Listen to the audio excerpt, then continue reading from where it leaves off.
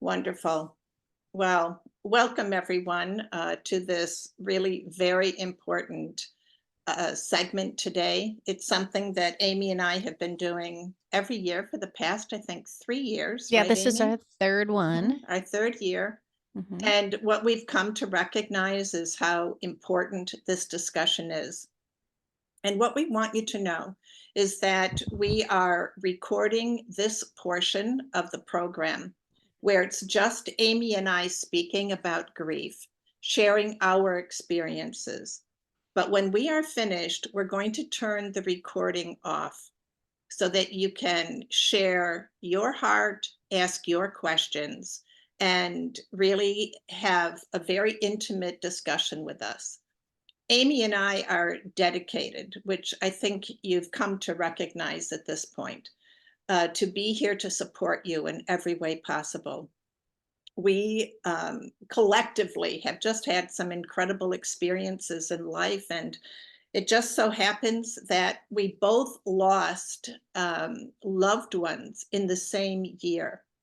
And so you'll hear from us how we've experienced our grief unfolding and recognize how different it is.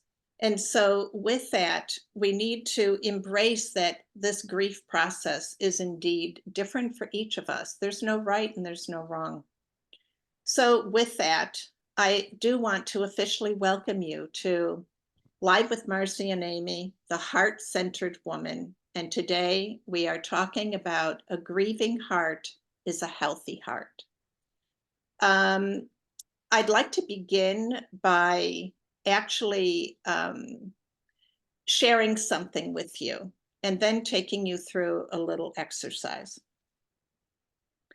This was something that I read that moved me so. And it said, the worst type of crying wasn't the kind that everyone could see. It wasn't the wailing on street corners, the tearing at clothes. No, the worst kind happened when your soul wept, and no matter what you did, there was no way to comfort it.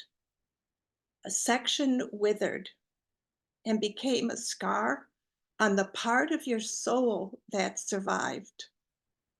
For people like us and our echoes, our souls contained more scar and more scar tissue, sometimes than life itself.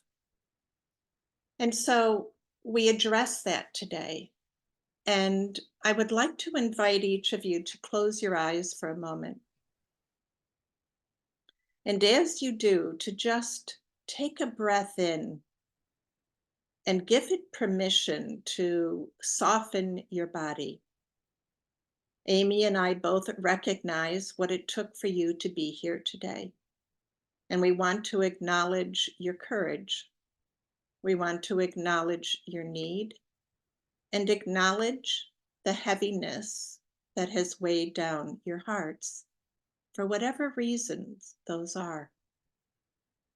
And so it is with the breath and being in our own softness that we are able to connect with the most important parts of us, our innermost heart, where truth and love and hope and faith prevail.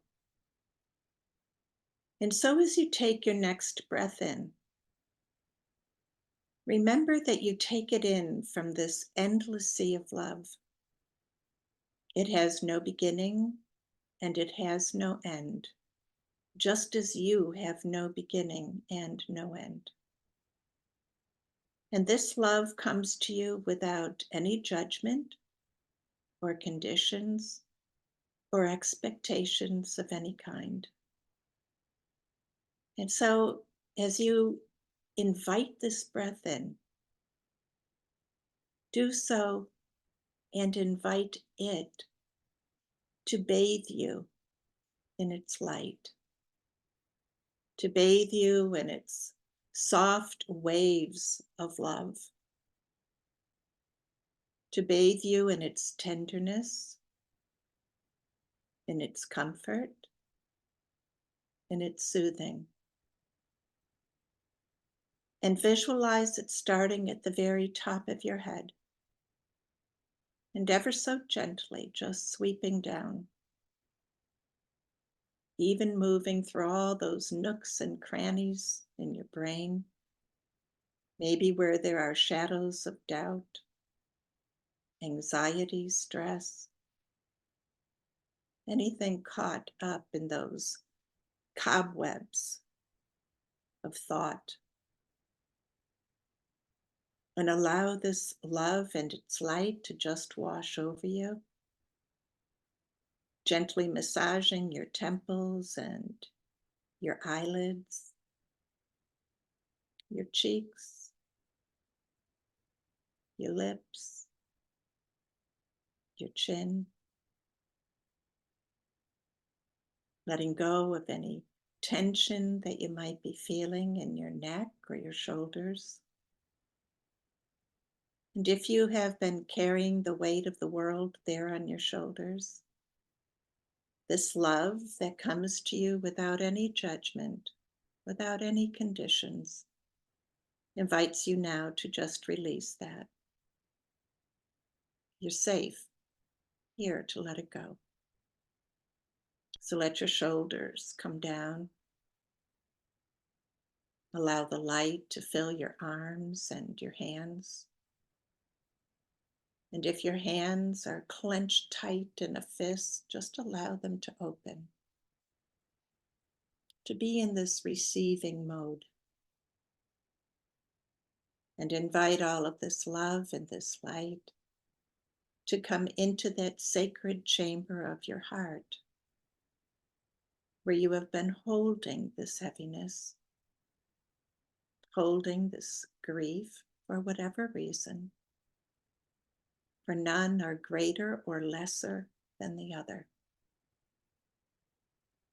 And here you can just allow this unconditional love to do what it already knows to do, as it ever so gently and lovingly massages your heart. And then, when it's ready, it moves down into your solar plexus, reinforcing the strength and the power of your being. And then moving down into your lower abdomen, where life itself springs into view, moving through your kidneys, that emotional field in your lower back, filling you with the strength of this unconditional love.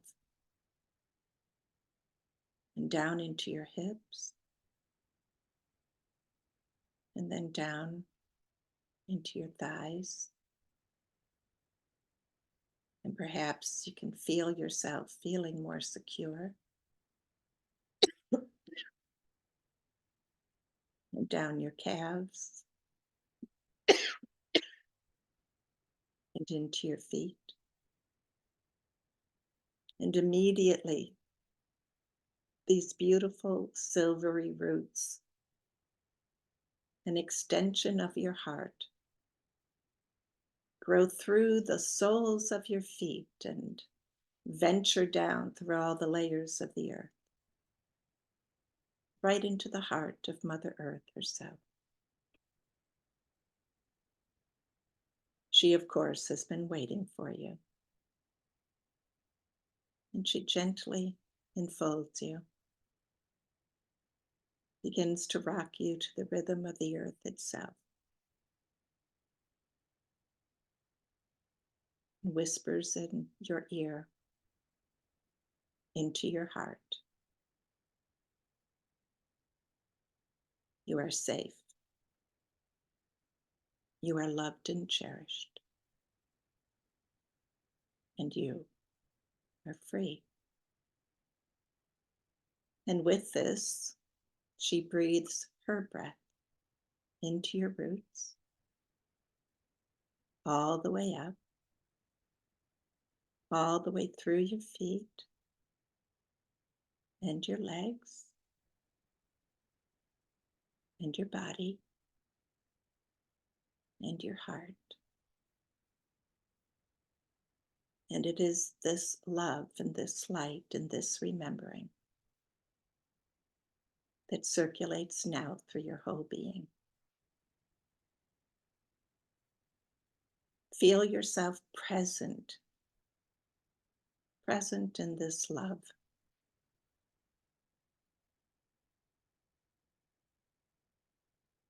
And then, as you're breathing it in and breathing it out and feeling safe and secure, just wiggle your fingers to remember that you're here in your body. Wiggle your toes, and then open your eyes and be here now with Amy and I and the rest of these like hearts and minds who have come to surround you and support you as well.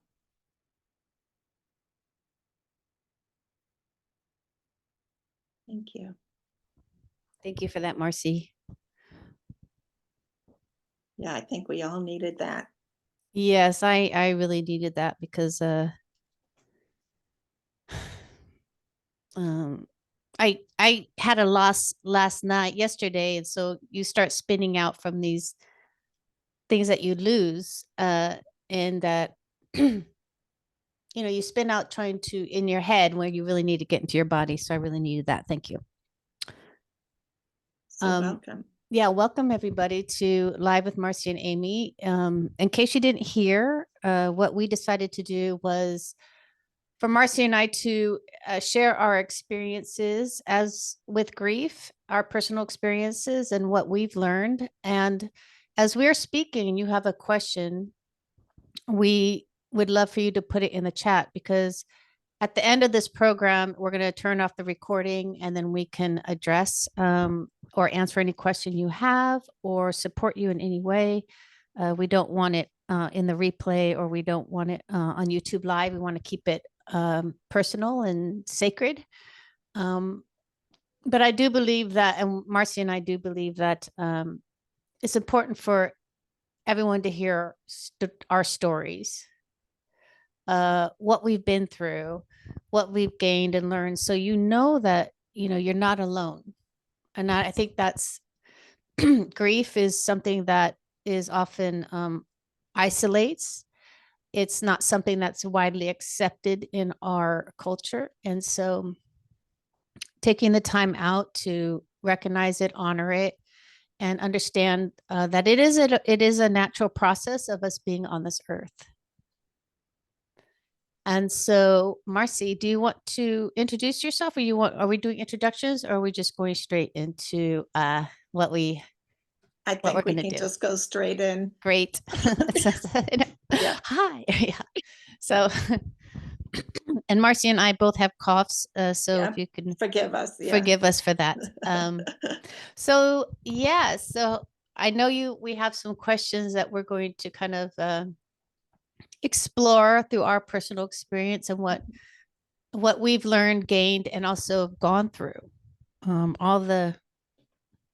of the moments that are not so pretty, but still very powerful to connect us to our own humanity. That's right.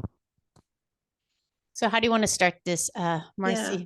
So, well, I think maybe let's start with talking about what grief is, because there has to be confusion about grief if so many people are avoiding it.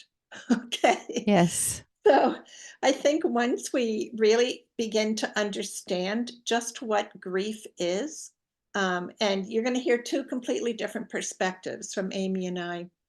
So one of the things, I mean, I think that grief is a lot of different things, and we experience it in different ways, which you'll also hear.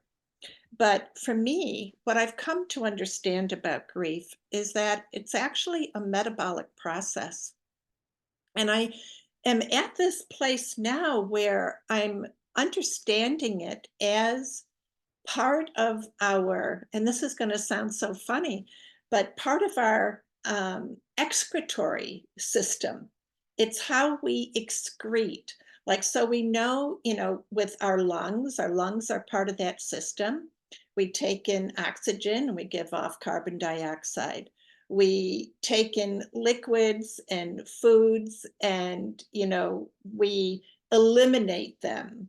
Okay. So we are eliminating these things that are no longer useful to us.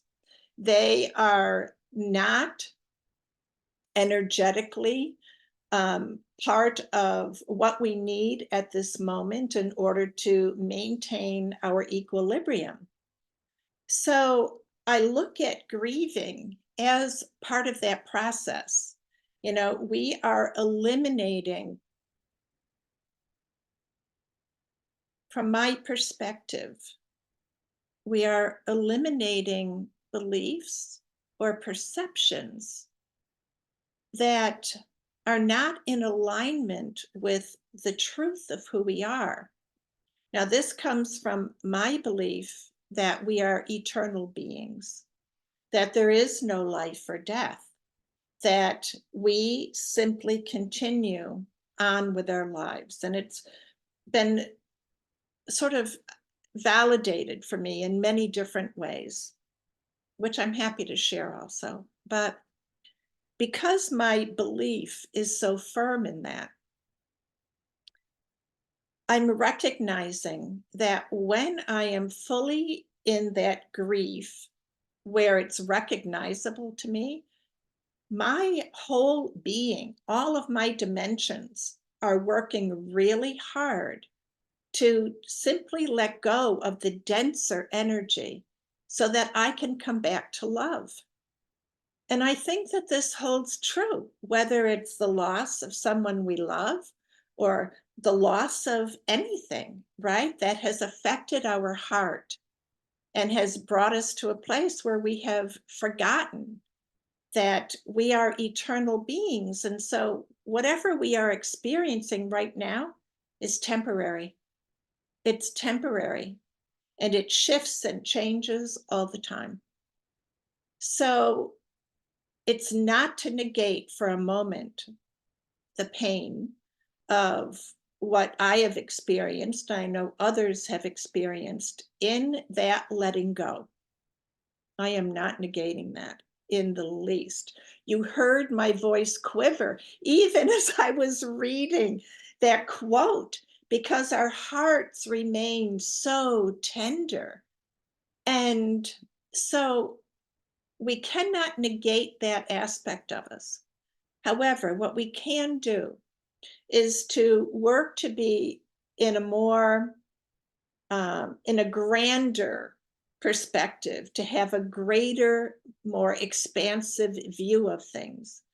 And that's when, and again, this is going to sound strange, but Amy, I don't know if this has happened to you, but when I'm in that expansive state, I can find myself walking into grief, like saying, okay, all right, come on, let's work through this together. So what's grief to you? Yes, thank you for that. Beautiful. As I'm writing down notes here.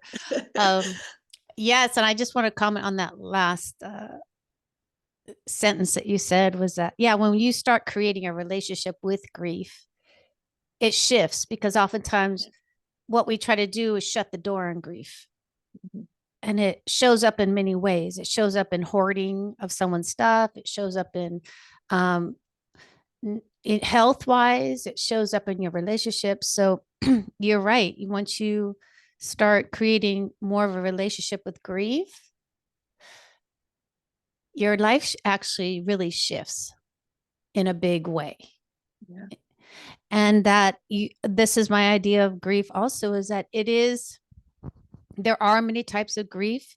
And I'm always very respectful because I've been in that grief where I could not get out of bed.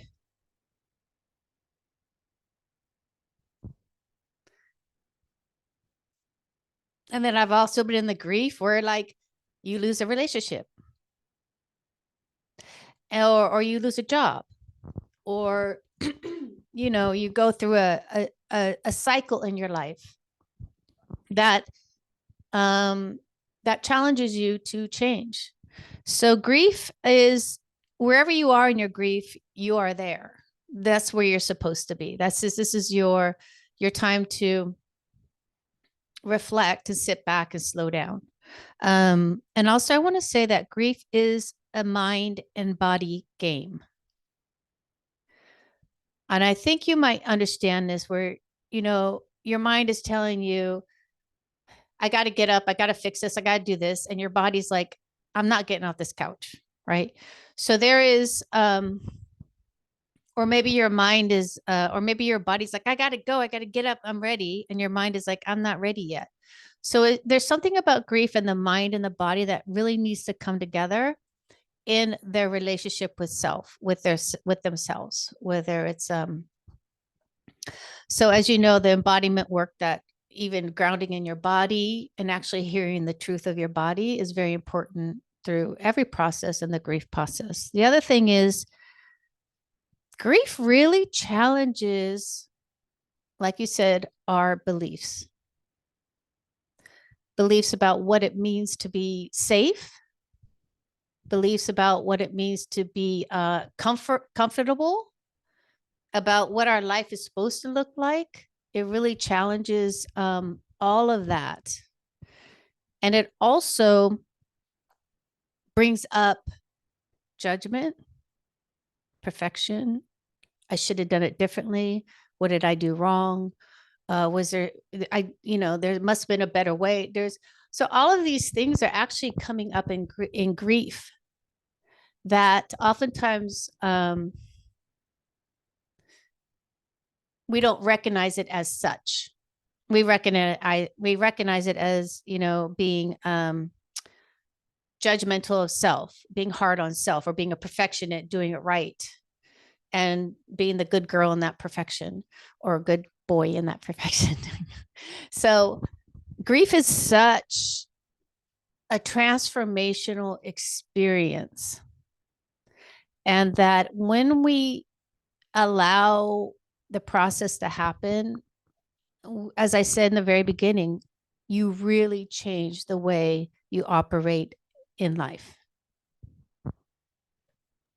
Yeah, I love that, Amy. And one of the things that you said really touched me also, that we must remember that it is a body, mind, spirit experience. This is not just something that we're experiencing on a mental level, but why that's so important to remember is that there are parts of it that actually, like mess up with your head. Like you were saying, all of a sudden you start beating yourself up and, I should have done this. Why didn't I ever do that? I never realized, that my time was going to be so short. Um, and so there's a lot of remorse and guilt that comes up. But the other thing is, and I remember this, like from a spatial place, I didn't know where I was. And it's because I couldn't wrap my head around this incredible loss, which, by the way, for anyone who doesn't know, I'm talking about the loss of my 21-year-old son. This was back in 2011. He died tragically in a motorcycle accident. And so it was very sudden. I had been with him just 2 hours before having dinner. And there were so many aspects of that sort of also made it very surreal. But one of the things that I remember experiencing was I am here having this devastating loss, and life is going on around me like it never happened. Everybody else's life is just going on. It's like the seconds keep, ticking away. And you feel like this loss is so huge, you have no idea how you're going to live through it, how you're going to get to the other side of it. And everybody else is completely oblivious who's not you. I mean, even those who are the closest to you cannot experience what you're experiencing. And this is really important. I think, particularly with families, to recognize that when we are experiencing this deep loss, others are experiencing something completely different, even if it is a sibling or, you know, whatever the other scenarios are, deep best friends, relatives, you are going to experience loss in a completely different way than others. And this was something I remember I was so blessed. I was working with a therapist who told me, a grief therapist, and she said to me, a lot of the mistakes that people make is that they go to their family members for comfort, and they can't comfort you. They can't comfort you in the way that you need. And so, yeah, that was something that was really messing with my head. And I was so happy that I reached out for help, because it made me realize that my expectations of other people to be there for me in a way that I needed them was an illusion. And it was a fantasy that I had, that they could give me what I needed. What I needed was professional help. Yeah. Yes. And I'm Thank you. so glad I got it. Yeah. And I want to touch a little bit on something on that, because I think this is one of the reasons why we grief is so elusive and not really dealt with in our society, is because it is different for everybody. And oftentimes our personal need for facts and being secure and being sure of something is very important. And because grief is so elusive, so different for everybody, it often, I think that's really a lot of the confusion, because of our own expectations that we want answers, or we want things a certain way. And grief will definitely challenge all of that, which is really transformational. It is a beautiful thing to let go of needing certainty and having this idea that something outside of yourself is going to make you safe. And so, and I'm glad you touched on your experience where all of a sudden, poof, one day they're gone. How do you, there's nothing tangible there. And it's must be so surreal. In my own life, what happened with my loss was that my fiance got diagnosed, and 6 weeks he was gone. And through that process, I was the caretaker, taking him through this process and taking him through the process of death and and to support him in that. And so I didn't have that. I didn't have that poof. I had the in the trenches, and maybe some of you are caretakers and you're in the trenches with someone, or you went in the trenches with someone and they have since passed. And so even that is like two different experiences, two different realities, two different, almost two different ways and things that we get to reconcile and want to reconcile with self in our grieving process. And but I do kind of want to talk about this idea of time when you're in this grief. Time is warped. Time all of a sudden becomes something that I think it helps us in the end. But time becomes, it just warps for us. Whether for me, time is always very slow for me. I have a relationship with time that's very slow. I'm always like ready to go and have to wait half hour. You know what I mean? Like you're ready. Everyone's like getting ready. You're like, I'm already ready. Let's go. All of a sudden time sped up for me. And also I was like, what? It's already what time? So I think that's one of the interesting things about grief that I think might be universal is this warping of time. And so um, I guess my point is that grief is very different for everybody. And I can't even imagine being in Marcy's shoes. And in that, I respect where she is, right? So we get to not expect to have certain things or understand certain things and have this certainty. Oh, I know what that feels like because my fiance passed away also. I think this is a big thing. What you touched on is respecting each other's experience through their own grieving process, which you're right, it causes friction in families and friends because we have expectations or they have expectations of what grief looks like. Yeah, and something, also that you had said, Amy, about your relationship with time. And that is, this is a known fact about grief. You are in a time warp. And so, from my perspective, the more that we know about the grieving process, the more easily we recognize when we're in it. And we're going to talk about that in a second, because I think that's really important that we sort of pull that apart and talk about, why so many people don't even recognize they're in grief. But I first want to talk about the fact that when you have expectations of yourself because you don't understand grief, you might have the expectation that, oh, okay, we're going to go through, this amount of time, and then life is just going to pick up the way it was. It does not. And what happens often is that people attempt to make that happen. They think that, with loss, and again, this does not have to be the loss of a loved one. This can be the loss of a marriage, the loss of a job, the loss of a friendship, the loss of your health and well being.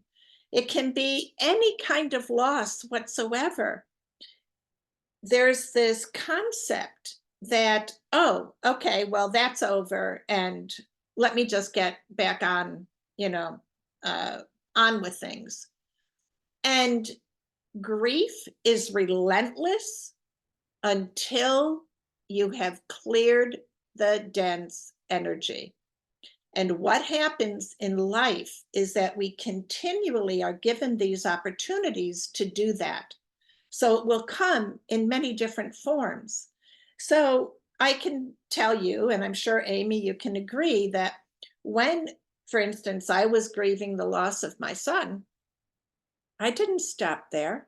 I also grieved the loss of my marriage. I grieved the loss of my uh, childhood. There were so many things that I would suddenly realize was coming up in my crying. I was releasing so much energy. And a lot of that energy I had been holding on to for so many years, and I didn't even know it was there. And so that's why the grieving process is so important. So, Amy, can you talk about some of the symptoms of grief that you've experienced that you didn't realize was part of your grieving process until afterwards? Yeah. So I guess there's certain things that you are grieving, right? Like we just talked about. Uh, and then there's times where things happen where there's a loss of the job, loss of relationship, loss of a marriage. And excuse me. And so we might have then we have people around us, right? Uh you'll get over it. All these things are, you'll find someone else, you'll get another job. This is probably, a good thing for you, right? And so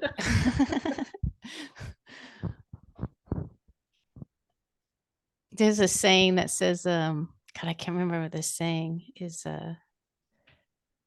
Don't, they're trying to be your shiny star in your own trauma. And it's like, I forget what it's called. My best friend, who also passed away quite suddenly, she used to say it all the time, but I can't remember it. But anyways, so you're trying to put up a brave face. You're trying to be the strong person yet you are, and you are to be. And so oftentimes for me, that comes in being that strong woman, being that person who can, power through, being the savior of the day, helping people out, completing everything that I said I'm going to complete, making sure, humor is really big for me and my deflection. And also just what used to happen before my fiance passed away was my inability to ask for help.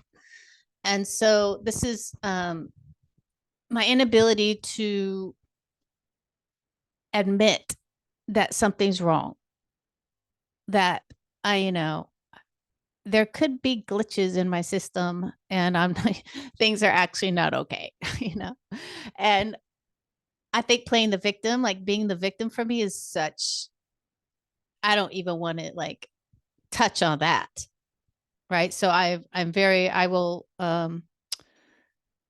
be, I will follow through on everything. I think that's some of my symptoms of not wanting to deal with grief and even reality of, oftentimes what happens. I think, I don't know if anyone can relate to any of what I just said, but there is always a fear, some sort of fear in me at this time about falling back to where I was when my fiance passed away.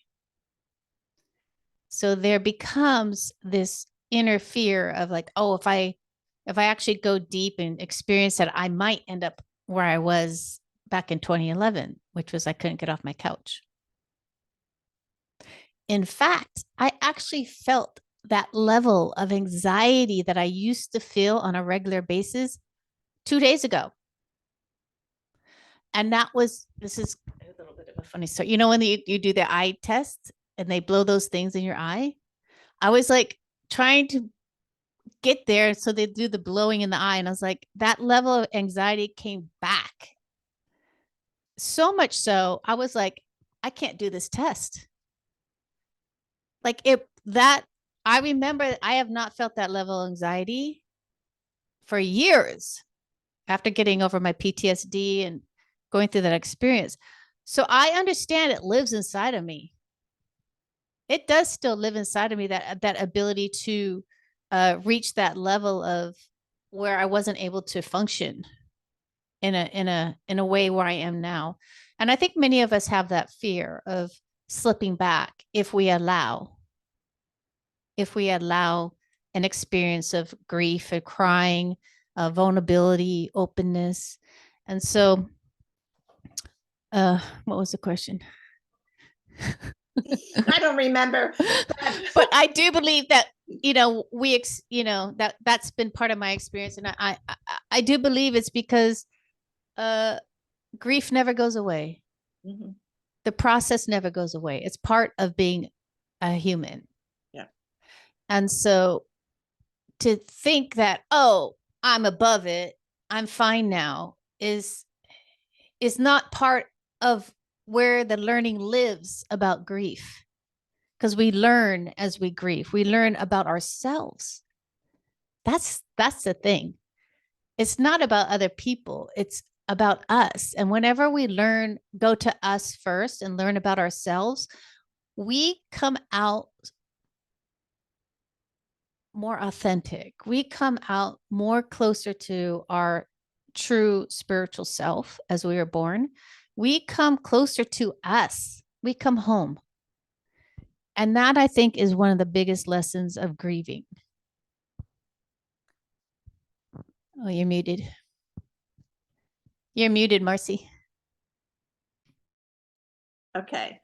Sorry about that. As you were talking, I, was also remembering the struggle that I had because I also realized expectations that others had on me um, to be a certain way, to be able to be stoic or to be able to handle, my grief. And I know that there were expectations that I shouldn't be too demonstrative in that grief because it'll scare my other kids, all sorts of things. And this is the result of society that doesn't understand grief.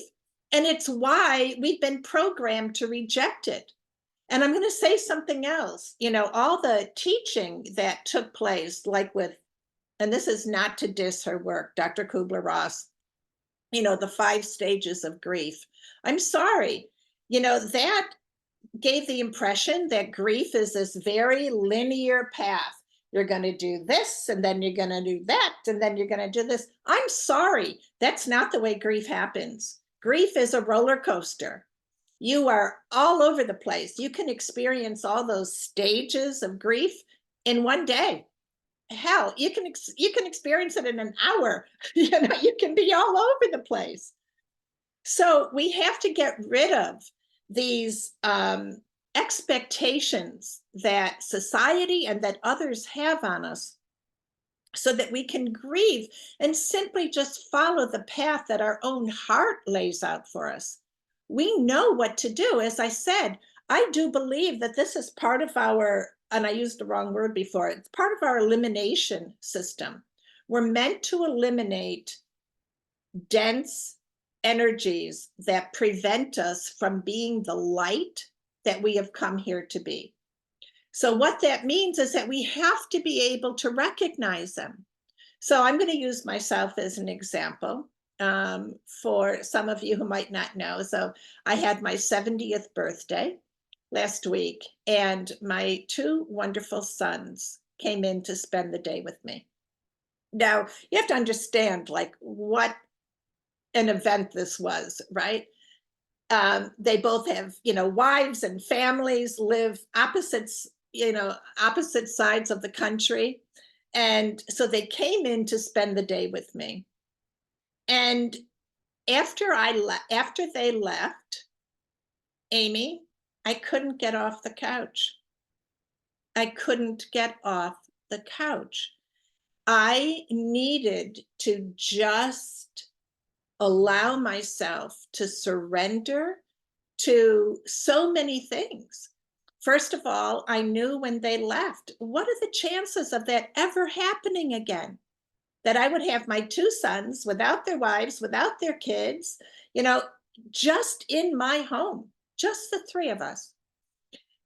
Not going to happen again. I mean, it was so amazing.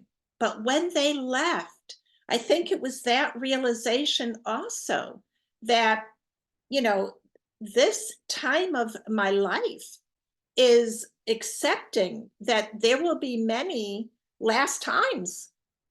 And, we have lots of last times with things every single day that we don't even recognize. But there are those that we do have a recognition of, and we must honor ourselves enough to surrender to what our heart needs. My heart just needed me to veg out, to just be quiet, to allow myself to feel what I was feeling. And I mean it, I didn't get off the couch the whole day. I just stayed there. And this is, like so contrary to, what I usually am. But I also want to emphasize that when I finally did get up off the couch on Sunday, I didn't readily identify that I was still actually grieving. And as the week has progressed, and I've started to notice certain things in my body, how you were saying before, our body doesn't lie. Here's what happens, and this has to do with, how I experienced my grief when my son died. I carried a lot of that grief in my hips. And this week in Pilates class, I pulled a muscle in my groin. I mean, I've been doing these same activities for, I don't know how long, but I pulled a muscle in my groin. And when I went into my body and said, "Is this grief?" It said, "Yes."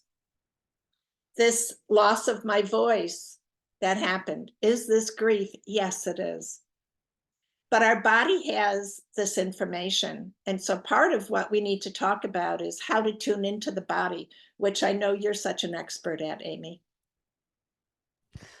Yes, thank you for that story, because you're supposed to be so happy that you had that experience and remain that way. And I was. You are, but we are multi-layered. We are so complex. We are such beautiful beings, and we have so many layers that are personal to us. No one has any understanding of what it is to be you. Nobody. And this is why the body, and talking about things like this, but the body is so important, because the body is all you. Now, sometimes your mind can be very much influenced by other people or other things or other teachings, but your body is you. It will tell you, that doesn't feel right. Or it'll tell you, yeah, that feels really great. Um, Once you tap into your body and understand, I'm a dancer. I've been dancing for over 45 years. And so I'm really in tune with my body. Like, that's the first thing that hits me, is my body. And so, like, after my loss yesterday, my body right now in the solar plexus and heart is on fire. And I understand that's grief. I also understand there's a lot of judgment and perfection coming into my thoughts also, about that experience. So, but it's really this feeling in my body that that gives me the cues, like, oh, you're in judgment. Oh, you're in perfection. Oh, it's, you're getting ready to really start shedding this and grieving it and working through it. Because if I don't, this anxiety in my solar plexus and my heart center will continue. It will continue. And then what will happen is that will drive all of my thoughts. And so clearing the body is important, because it will help you negate those thoughts. It will support you in getting out of those thoughts when you are needing to, which is the perfection and judgment. And it'll ground you into your being. Not only that, but your intentions, your true self. Oftentimes we show ourselves and people take it the wrong way, so we get messed up with that too. So I think understanding how the body works in grief is very important. Like, where is the tension for you? Where is it living in your body? For me, it's always my heart, my solar plexus. For other people, it might be their back of the neck. They might get migraines. For you, Marcy, it was your hips. So it's important that we tune in and figure out in our body where this grief is living, or where this thought is living, or what needs to be cleared from the body energetically, so that we can release it from our self, because again, our mind and body are connected. There's they're just like deeply connected. And if we ignore it, if we ignore our, just like if we ignore our mind, that's not good either. And only tap into our body. You're going to get, you're going to do things that you shouldn't be doing oftentimes. So I think clearing grief from the body is very important. I am so with you on this. And I want to touch on that issue with hips. For women, especially, that is one of the most prevalent areas that we carry grief. And so I just want to share a story with everybody. After my son passed, I was in my yoga class, and my yoga instructor knew that I had just lost my son. And she started to really do some hip opening centric classes that I was religious about going to. And this angel from God would come and sit next to me with a box of tissues, and she would just hold my hips open while I wept openly in class. And I mean, wept. And I mean, she just was adamant that she was going to be by my side for that. And then she left the studio. And no offense to any guys on our call today, but she was replaced with this male yoga teacher who was my age. And he was also single. I was single at the time. And he wanted to work with me in the same way. There was no way I could do that. And so I ended up leaving the class, and I never found another class in that area that could tend to me the way I did. Well, I want you to know that for the longest time, until I found a particular method of yoga that could help me, there were times I could barely walk. My hips like were seized because there was still so much energy that needed to come out. And the other thing I think, particularly with women, is that, and you mentioned this, Amy, for you, everything is like solar plexus and heart. Of course, it's our heart. So for women, we have breast issues, that are filled with unresolved grief. So we have to understand, like Amy said, our body never ever lies. It tells us exactly where that grief is lying, and it tells us where we are being called to do that work, to clear our body. From my perspective, the body, frankly, is it's like the last call, because what has happened is that your relationship with your spirit has become disrupted, and that disruption has affected your thoughts, like Amy said. I don't know about you, but I know lots of people who got really wild in their lives after losing somebody, or made some decisions that maybe weren't in their best interest. Um, and then suddenly we start to experience it in our bodies. So it's like that last threshold, and it's the one that definitely calls our attention to it. So we must pay attention. We must pay attention. So the other thing that you brought up, you mentioned fear, Amy, and how just 2 days ago you realized you were feeling the same level of anxiety that you had after Frank passed. And this is why so often we are afraid to confront our grief, to invite it forwards. But I have two things I want to say about this. Number one, I think if we look at any grief that we are experiencing, fear of some sort is at the core of that. Who will I be without that person? What will I do? How will I live without that? How will I function without that job, without that level in society, without, this, without that relationship?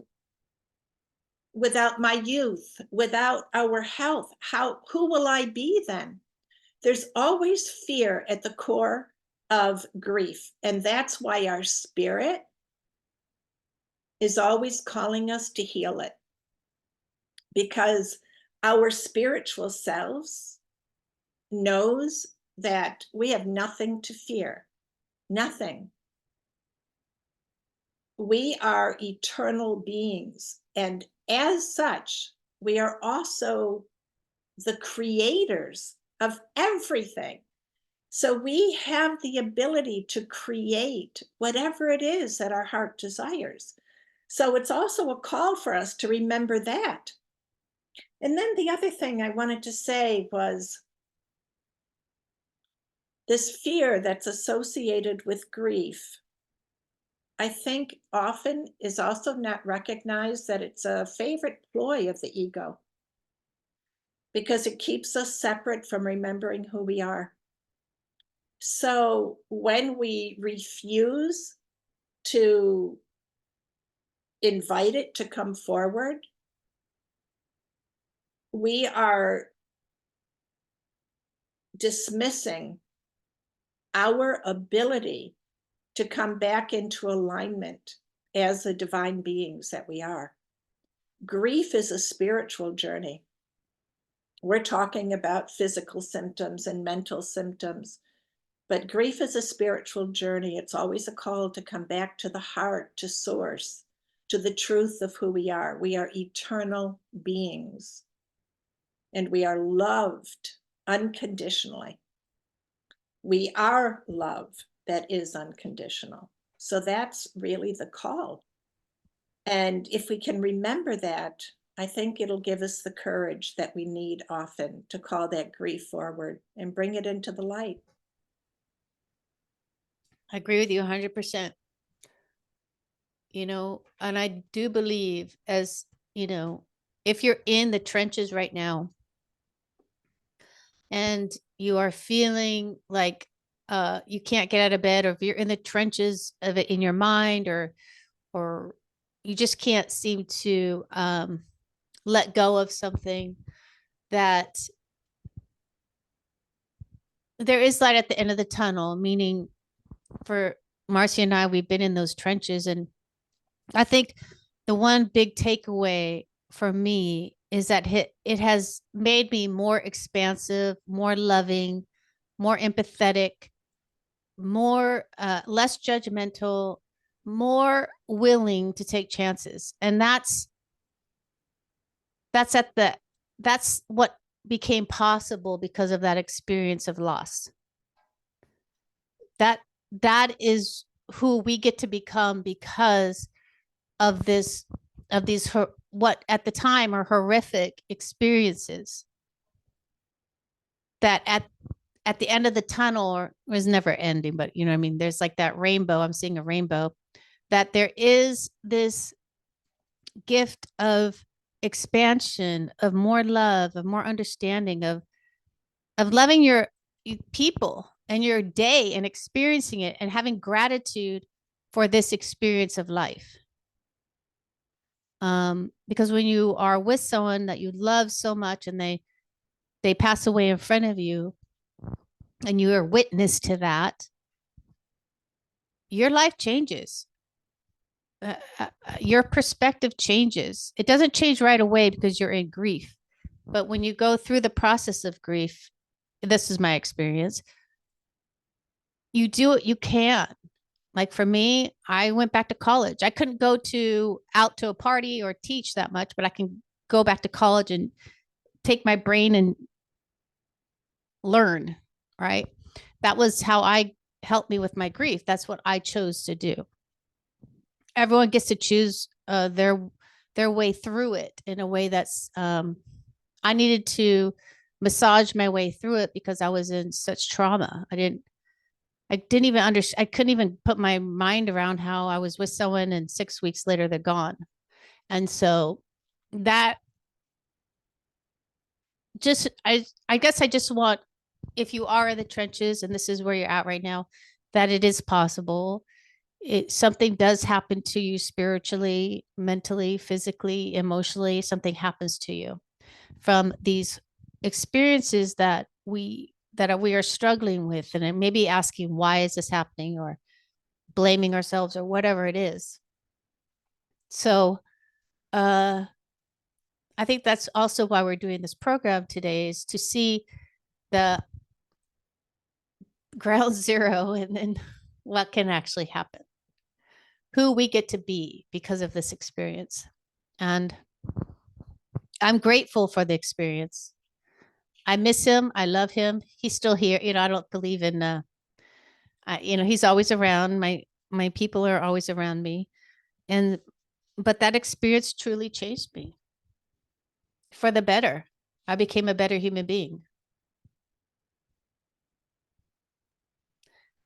I have to piggyback on that and say I had the same experience. I am a better person because of that experience. I think that my vibrational frequency, my ability to work in light is and receive information from the light, um, like is nothing I could have ever imagined because of that experience.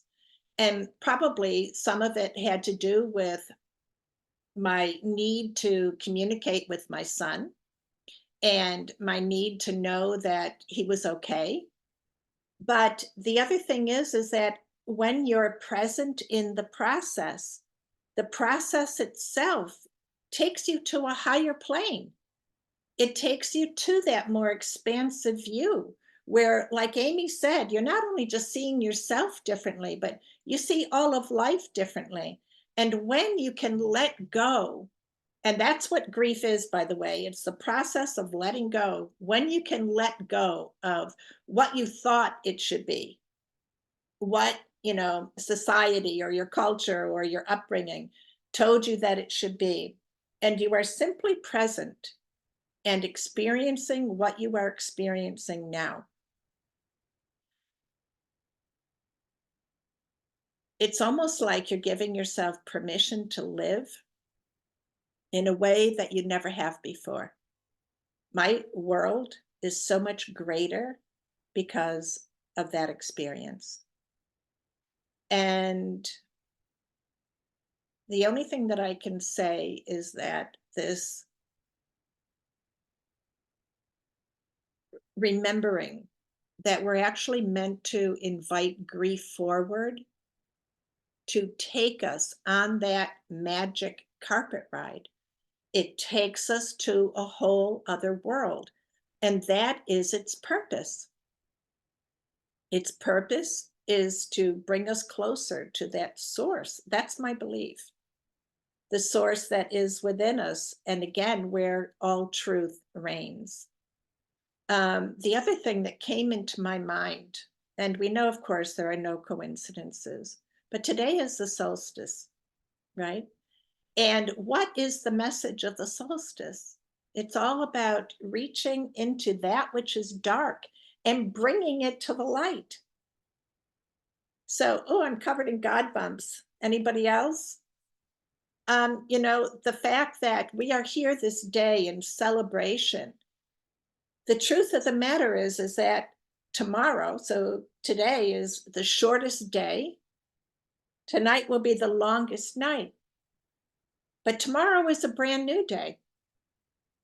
In fact, I would say it's the beginning of the new year because we will have surpassed that shortest day, longest night, and everything from this time forward takes us more and more into the light. So when we connect with the flow of energy of what is true to our nature, we have all of the answers that we need, right?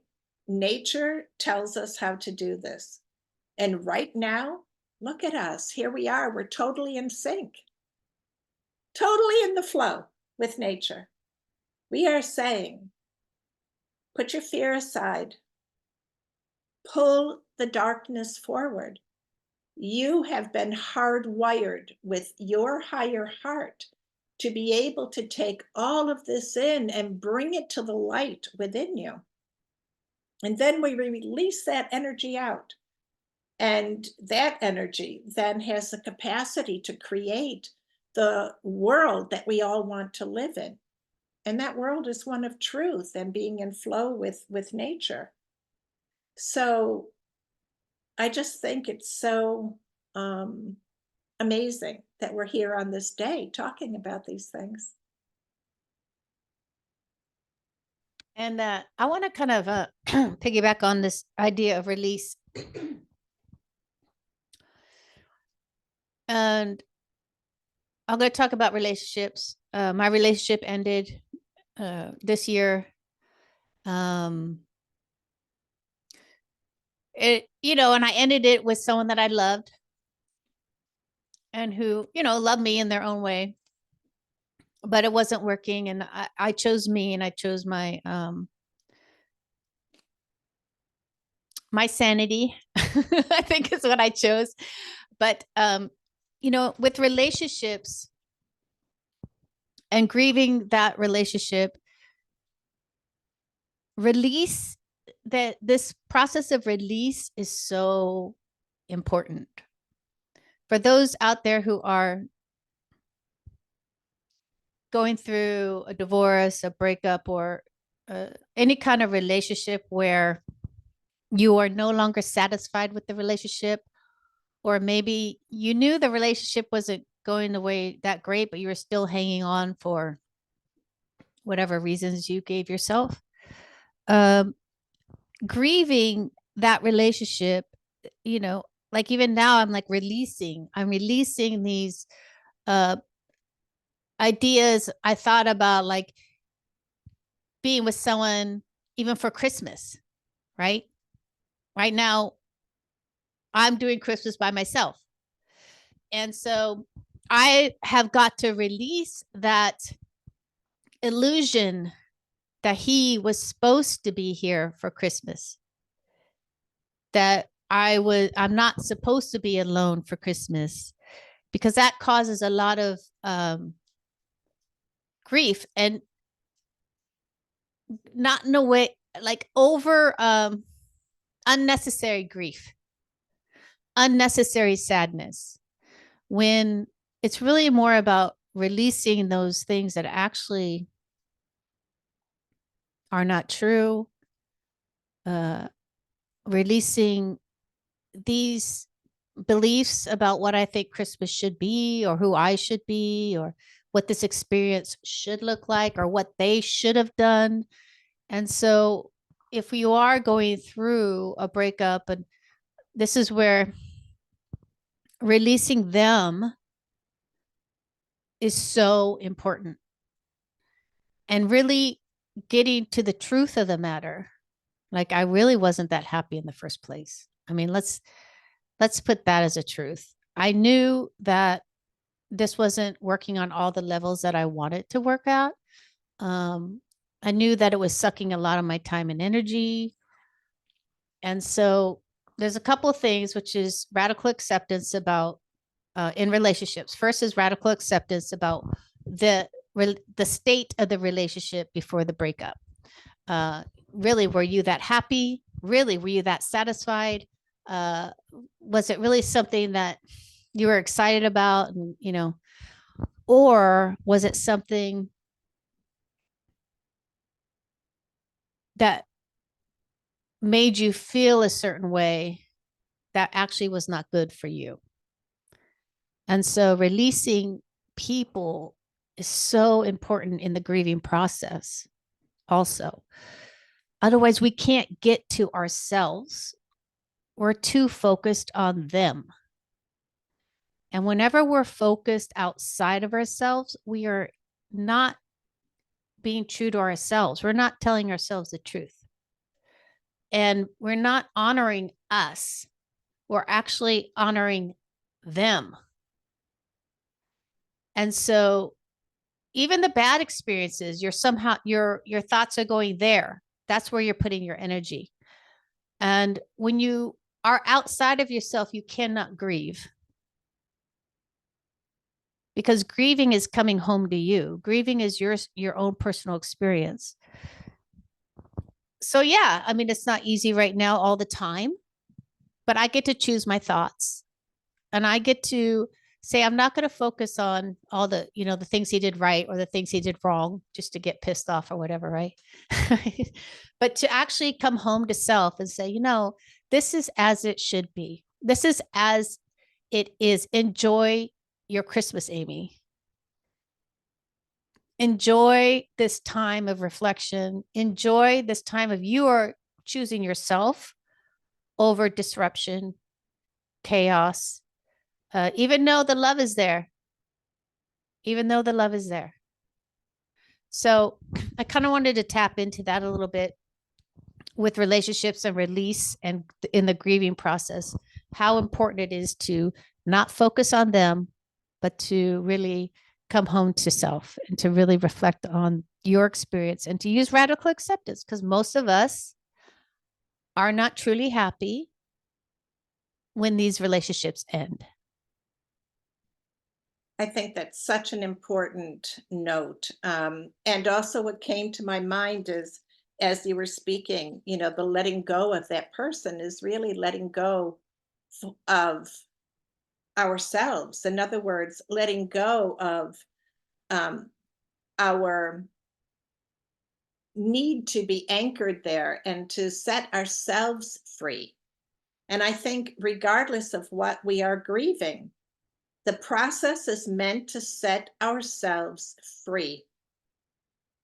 Free from the illusion, from the fantasy, from the shoulds, from every preconceived notion that we had about life, and say, what is in this for me now? Everything is meant to bring us to another level of life, of understanding, of being. And if we can remember that, we can step into being superhumans.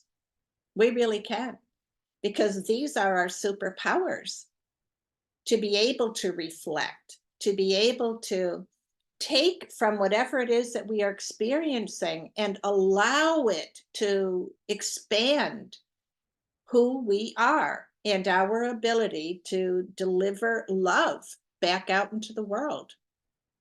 So I think it's a really important aspect. And the other thing I wanted to mention that came up as you were speaking was, um, again, getting back to this fear association with grieving, that I think so much of it has to do with the fear of the unknown, right? Like, well, where will I be? Where will this take me? And this is where I think we have to take responsibility for ourselves. And we have to start to remind ourselves that during times of stress, anxiety, like this holiday period, as we've said before, this holiday period brings up grief, it brings up stress, it brings up loss, it brings up anxiety. So we can do some preventive work. One of the things that I think is most important is to double down on your daily spiritual practice. We need to hunker down into that truth. So, whether it's meditation, whether it's reading, writing, going for walks in nature, dancing, singing, what is your spiritual practice? Double down, triple down, feed yourself so that you can maintain your equilibrium, or at least have something in that bank vault that you can draw on. That's number one. Number two, if you know that you're going through a particularly difficult period, maybe you take supplements to boost your immune system, if that's something that's in your daily regime. or if not, vitamin D, or, things that are there that are going to boost your immune system. Give your body, give your mind, but most importantly, give your heart what it needs to get you through these periods where you're going to be tossed around a bit. And if I can add that, I think that this is a very good practice for us to take into 2024. We are going to be tossed around a bit, aren't we? Things are very unsettled and unsettling. It's difficult for us to keep our focus, to feel safe and secure when the whole world is in chaos around us. But you can do this. The next thing I want to talk about is finding community. Community is so important to provide that kind of mutual support where you can share your heart, share your thoughts, and be in a place where you know that you can be loved unconditionally, no judgment, and to do the same for another. That's one thing I have to say Amy and I have found in each other. It's been the most miraculous journey, right, Amy? Yes. Yeah, I mean, it's unconditional love. And so I want to encourage you to reach out, explore that, find that for yourself, because we need that. We need to feel that support of each other. But again, most importantly, feed your heart. Feed your heart. That's what's going to get you through whatever is ahead for all of us. We don't know what it is, but we can go into it fortified in a way that will help us to anchor and to get through it, and to become more expansive in the process. We will be grieving. We already are. We already are. The world as we knew it 5 years ago doesn't exist. So this is where we take these individual practices and we apply them to every aspect of our lives, and we become stronger and more resilient people in the process. And that's what I think the real key is to become resilient no matter what is thrown at us. Because when we're resilient, we can really go with the flow and still be anchored, still get the nourishment and the nurturing that we need in order to feel, as I said, safe. And we need to feel safe. Yeah, I think Anything else? yeah, I missed the beginning of your couple of tips, I think was what you gave, because my cat was crying very loudly. So I had to go to do it. But I think what I want to emphasize before we move on to the next question and all that is you don't need to have it figured out right now. It's quite nice to say, I don't know. It's actually quite nice for your system and your soul to surrender to not knowing. And I know we've been trained off opposite. Make a game plan, to-do list, figure it out, do your resolutions, get that. And there's something beautiful about I don't know. And I want to take that pressure off of you and invite you to surrender that you do not need to have it all figured out right now. The other thing that really helped me is, and this is where assessing, being more conscious, this is where we become more conscious beings, is to know yourself better. So know your triggers, know the things that set you off, and so that you can create strategies around those. Like for me, if I couldn't find my keys, oh man, I would just take me into like a whole state, which then brought me straight, because with the anxiety, once you get a little hit, and then you get another hit, and all of a sudden it's like you're out of control. So we must, if you're having a lot of anxiety and you're lost, you must uh, take away those opportunities for those little triggers to start adding up. And so I just made like 3 different things of keys, and I have them. So I don't go looking for keys anymore. If I can't find my keys, I go straight to the drawer, and I don't even get myself the opportunity to have that anxiety. And also create some, I used to go, I got myself a gym membership, and people used to laugh at me because I'd be like, I got a gym membership to go to the sauna and the jacuzzi. That's it. And people are like, you don't go work out, like they're trying to. I'm like, no, why would it? No, I'm not going to work. I'm going there to decompress, to go into a warm room by myself and don't have to talk, don't have to do anything, but just sit there, or go into warm water and just sit there. And so recognizing where you're at, yes, this is where I'm at, and it's okay. I don't need to figure it out right now. But what would be helpful is if you found a way, know your triggers, know what set you off, and then create strategies around those. Maybe talk to that stressful friend or family member less. You know, just take care of yourself. Really, really take care of yourself, and create ways to keep your nervous system more calm, your mind more open and willing. And I think those are some things that I think that helped me in my grief. And I'll add something, Amy, and I think you hit on this, going to the sauna, making certain that you were getting things that were going to help you to shift energetically. So, excuse me, I remember how precious it was for me to get Reiki, to get massage.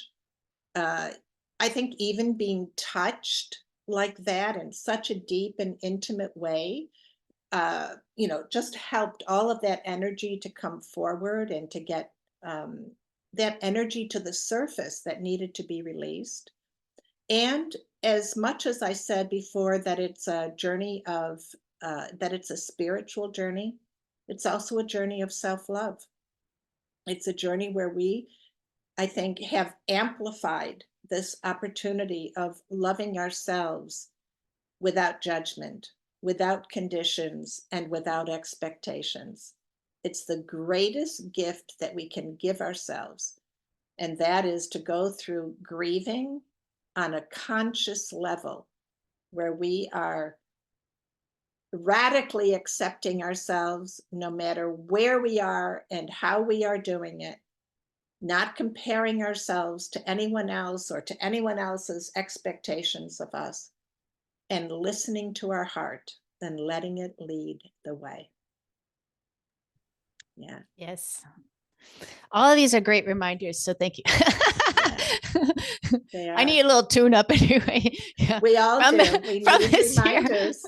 I need to be reminded a little bit. Yeah. I do want to say that if you have any questions for us, also to either write them down, put them in the chat box, or um, keep them in mind. So when we turn off the recording, it'll just be our inner circle. You can go ahead and ask them or express wherever you're at. Share. Yeah. Share. Whatever you're doing. That's right. Just to, sometimes we hold it in. There's no one to talk to, and we just need to say it. That's right. It's so, oh my God, I'm so happy you brought that up, Amy, because I think it is so essential that we give words to grief, that we learn how to say, I'm feeling this. Like Amy said, I'm feeling that anxiety again. I'm feeling that stress again. As I was feeling that and just laid on the couch over the weekend, give words to it. And again, that's why community is so important. You need someone in your life that you can talk to. So with that, do you want to just turn off our recording, Aim, and we go into taking questions and hearing Yeah. from people in the audience? Yes, I think we've shared enough. Okay, so I think what I would like to do is just Mhm. sort of end this portion off with a little prayer, Okay. and just an expression of our gratitude. And just so everybody knows, then the recording will stop, but you stay here. Okay?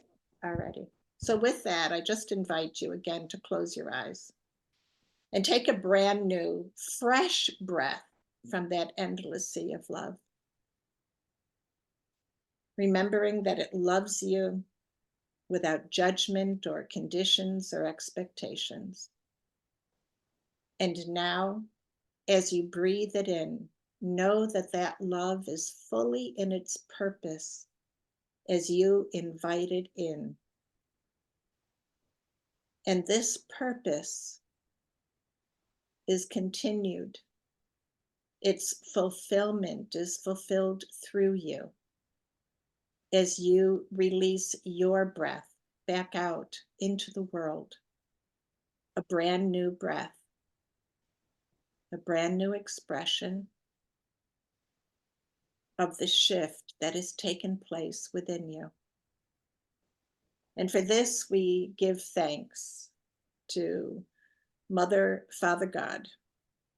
We give thanks to all of our loved ones who travel with us. We give thanks to our team members who are so diligent in guiding us. We give thanks to those who have stood by us. We give thanks to those who have shared our hearts. And we give thanks to ourselves for the courage of being here this day, of meeting life in this way, knowing that we have so much more to both give and receive, and making certain that we reach for every opportunity to do that. And so,